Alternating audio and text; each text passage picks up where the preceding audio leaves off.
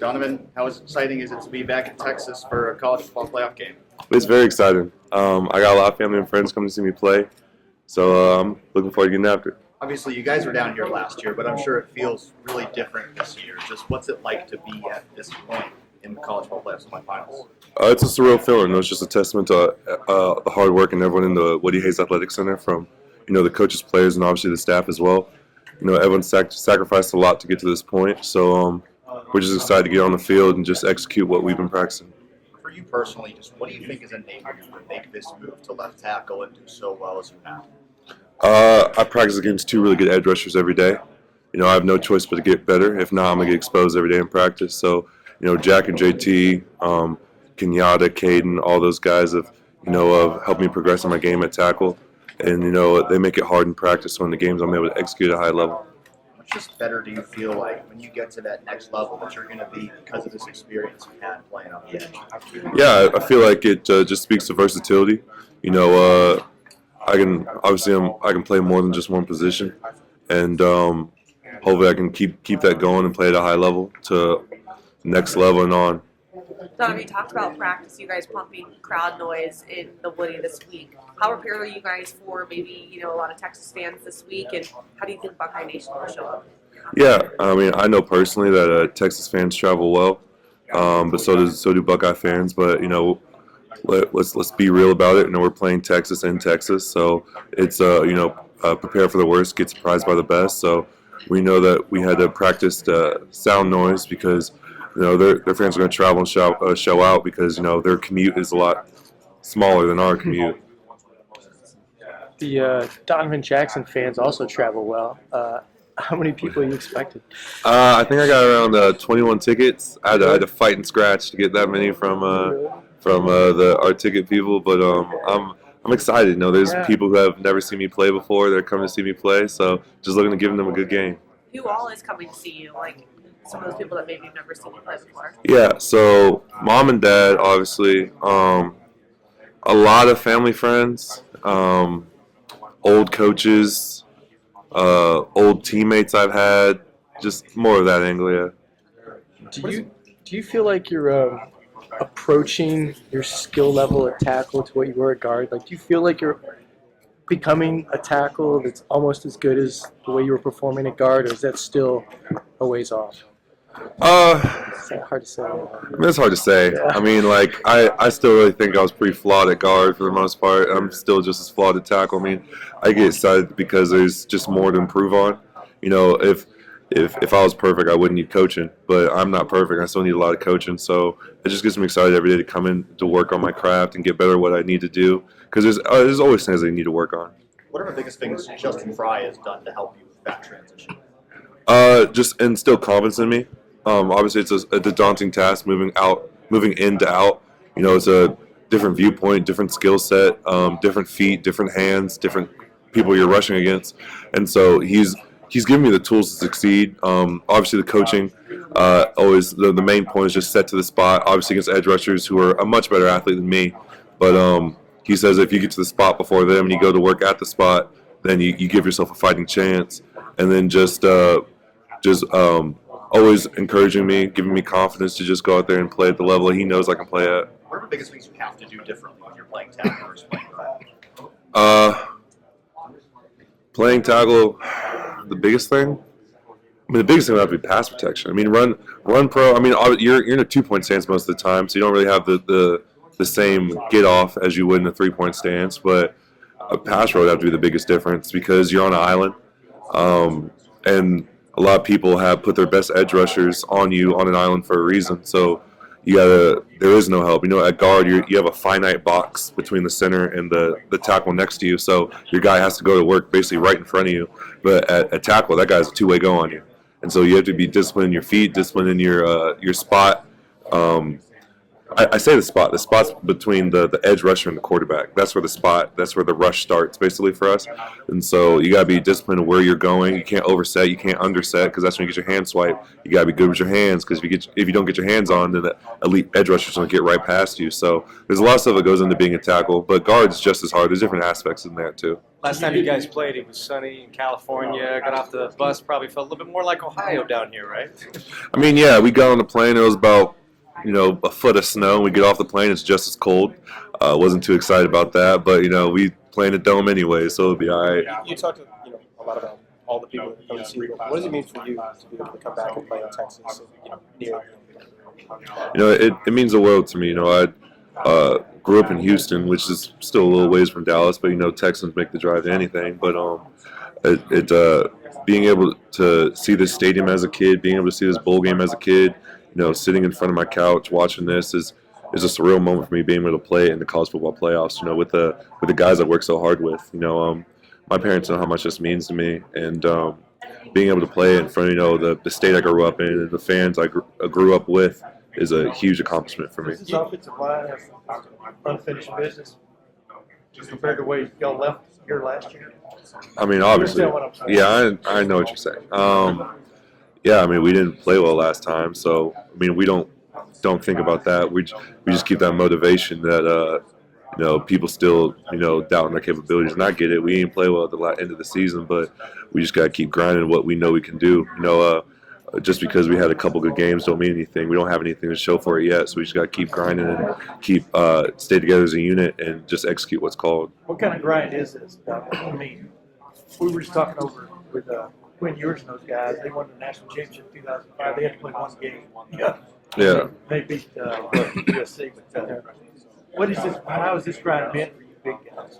I mean, it's different. You play a game and then you turn around and you prepare for the next game immediately after that. So you have to stay disciplined in how you obviously watch film, and then you got to take care of your body, because every play it's a car crash. You're banging against the guy in front of you, just headbutting every play, and then you get on the plane and everything just kind of wears on you. But then you got to get back to Columbus and you be like, okay, I got to take care of my body. I got to get my hands on my shoulders, my knees, my ankles, and you got to I got to watch film and all that. Then you got to go out and practice, because you need the practice to sharpen your edge. And so you just try to keep your body fresh. That's the main emphasis. Coach Fry's told us, Coach Mick's told us, you got to keep your body at championship level as much as your mind. And so obviously, yeah, a lot of football games. Football is a very violent sport. Football is a very physical sport. So you're going to get dings, nicks, and everything like that. But it makes it worth it when you're playing at such a high level, when you're playing in a big stage, that all right, if I can grind it out, then hopefully I can hoist up the trophy, and then it'll make it all worth it. This is not his question. Have you been better at tackle than you thought you would be? I know it's a leading question, but Yeah. You're getting rave reviews for playing tackle.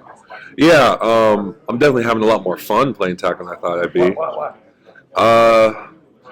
Just with more reps comes more confidence. My first time playing it, I initially didn't really like it. I thought, okay, when can I go back to guard? And Coach Fry's like, what are you talking about? So, just the more games I play, the more practices I have, the more I realize tackle is actually really fun to play. Obviously, I have a lot of guys helping me out, but it's just having more fun with it. And the more fun you play, the more free you play. Do you remember the first time you felt confident at tackle? Is there a moment that sticks out where you're like, okay, I think I have this down? Yeah, after the Purdue game is when I was like, all right, we may have got something here. That's when I kind of went to Mike Salini, GA. I was like, I'm actually having a lot of fun playing this, and he just kind of gave me the "I told you so" look. But yeah, that's when I probably initially started having fun playing this. Donovan, what have you seen out of Colin Simmons, Trey Moore, and the rest of the Texas pass rush? Yeah, their pass rush is relentless. They have a talented group of guys. You can tell that they're very disciplined in what they do. They have guys who can obviously beat you around the edge. Well, obviously they have guys who can go through you. And speaking on more of the edge rushers, the interior guys are amazing as well. But their edge rushers, and what they can do, they do a great job defeating hands and getting an edge and stacking you on your hip and getting around to the pass rusher, to the quarterback. So Fryer and I, at least all the tackles in the room, we know we have our work cut out for us. What has Quinshon brought to you guys this year as a running back? I mean, obviously coming in from the SEC, a lot of background. But what has he given you guys maybe that this offense didn't have last year? I feel like he added a certain attitude that he came with us. I mean, you guys can see it obviously on the field after big runs. He gets hype. He sits with us on the O line half the time. Coach Locke hates it, but it's just in practice. He's always motivating us to go harder. He always says like, "Hey, if you do this block here, I can break it here." And so we practice it. And in games, seeing those big runs, he comes aside like he's like, "That's what we practice. We got this," and everything like that. So Quinshon is just a ball of energy, man. He keeps everyone motivated, keeps everyone locked in. Can you feel defenses kind of have that struggle of Travion home run threat? Quinshon can be a little bit more physical. Can you feel defenses in conflict when they have those two different running backs to defend and two different styles to defend? I mean, yeah, I feel like they both bring different things to the table that defense have to account for. I feel like they both have home run threats, and Quinshon can go downhill on you too. But they're both talented in their own right, and so defense have to account for them. But it's the O-line's job to get holes for them. So that's what we've been practicing this week, just trying to make sure everyone's successful as possible on the field. Donovan, when you come around the edge and hit that home run block on Travion's 66-yard touchdown, what is that feeling like? Relief, relief that as soon as I see him hit the sideline, I know he's gone, and relief I can go to the sideline and get water. That's the main thing. I'm tired, but I mean, it's amazing. You work so hard throughout the week. Everyone's so locked in. Everyone's working so hard. Everyone, puts in the extra hours for just a chance to get that play. We do so many reps, so many practice reps, so many walkthrough reps, trying to get to the perfect look, trying to execute to the highest level, and actually putting it on the field is a huge feeling. Did you ever wonder, you're such an easy guy for us to talk to. You get vicious out there. I mean, you just watch him play. I mean, that violent thing that Ryan was. But did you ever wonder in your life you could be that kind of guy at the snap, so to speak? Yeah. Cone in on some of your battles last week. Amazing. Yeah, I mean, I always knew I could do it. Obviously I've always been a bigger kid, so I've always had to hold myself back a lot. But in football, it's been one of those things where I'm encouraged to try to run through someone's face. And so I was like, man, this is awesome. I could definitely do this. But, my parents encouraged me. My parents did so much for me to try to instill that mindset of that when you walk on the field, you got to walk on the field like no one can touch you. And if you have that feeling, you can play fast, you can play free. If you're timid, if you're scared, that's when you make mistakes. That's when you're unsure and you hesitate. But I've had great coaching throughout my career. Some of those coaches will be at this game. But, it's just I just try to instill confidence in myself and my teammates whenever we're on the field, because I know that a lot of people doubted us. A lot of people don't like us. So it's if we can't get confidence from outside, get confidence from within. Just go from there. How cool was it to come back to Texas to play? What's up? How cool is it to come back to Texas to play? Very cool. I grew up and born and raised in Texas, so being a Texan's been my personality trait this entire week. I'm sure my teammates have been annoyed by it, but I'm very excited to play in this game. What are the biggest differences you've seen from this interior offensive line that's allowed them to take the steps forward they've taken in these first two CFP games? Yeah, it's just the practices that we have on the field. It's our practices are intense. We get after it. Guys get called out. We knew coming off the end of the season that we didn't perform as well as we wanted on the offensive line, and so we've been hypersensitive, hypercritical of what we do in film session. We're like, hey, this would have worked against a scout team guy, but will this work against a guy from Tennessee, a guy from Oregon? And so we try to focus in on hand targets, try to focus on footwork, try to focus on overall aggression rolling off the ball, so we can be able to get our guys the space, get our guys the opportunity to make plays. The extension of this season, have you felt it in your body? I mean, you feel any fatigue, the extra games?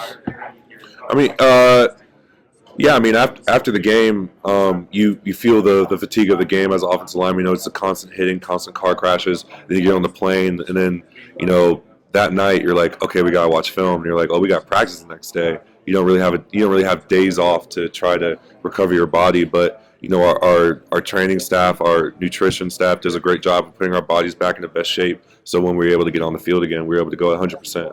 Has it been difficult to maintain that intensity with now a third playoff game?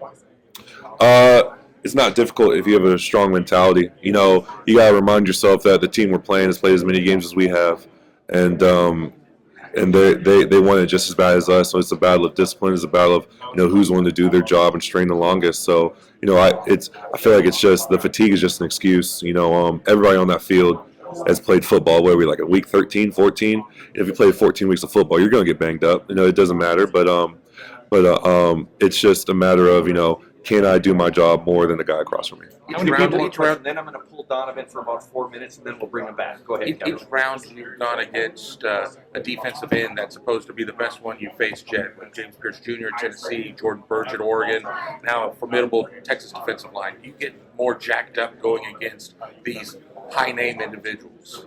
I just like to compete. Obviously the DNs I've gone against, or the D lines rather I've gone against, have been very talented. A lot of those guys on the D line is going to be making a lot of money in the coming months. But it's Texas D line is probably the fastest we've seen. You tell they're very well disciplined. You tell they do a great job of getting hands off. They do a great job of bending the corner.